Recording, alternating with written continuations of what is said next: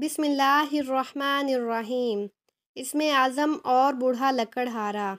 بیان کیا جاتا ہے کہ ایک دفعہ ایک آدمی اپنے شیخ کے پاس گیا اور کہنے لگا، اے شیخ، مجھے اسم اعظم دے دیں تاکہ میرے بگڑے کام بن جائیں۔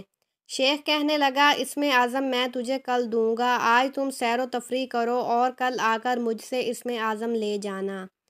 وہ آدمی بڑا خوش ہوا اور سیر و تفریح کرنے لگا۔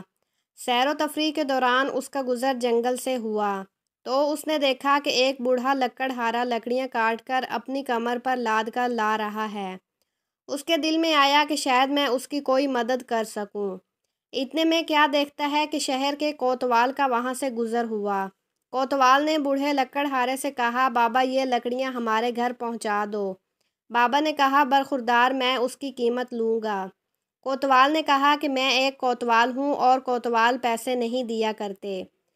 بابا نے کہا، برخوردار، ہم پیسے لے کر ہی لکڑیاں دیں گے۔ کوتوال نے لکڑیاں اس بوڑھے لکڑہارے سے چھین لی، اس کو سزا دی اور بابا خاموش دیکھتا رہا۔ وہ آدمی یہ سب دیکھتا رہا اور سوچتا رہا کہ کتنے ظالم لوگ ہیں۔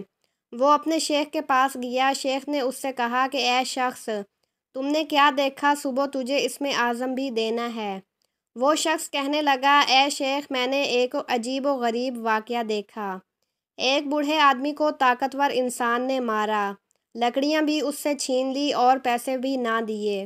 شیخ نے کہا، اے شخص، اگر تمہارے پاس اسم اعظم ہوتا تو کیا کرتا؟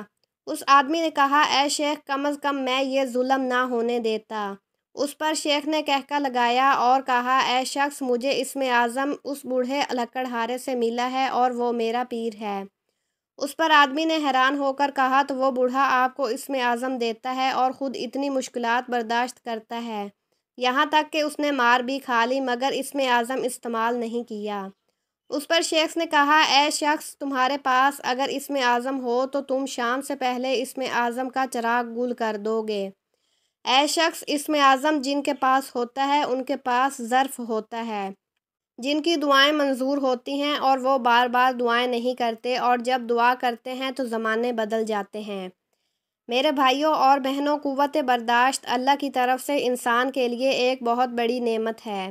میرے آقا صلی اللہ علیہ وسلم پر طائف میں پتھر برسائے گئے مگر آپ صلی اللہ علیہ وسلم نے ان لوگوں کے لیے کوئی بد دعا نہیں کی، بلکہ فرمایا کہ اے اللہ، ان کو ہدایت دے۔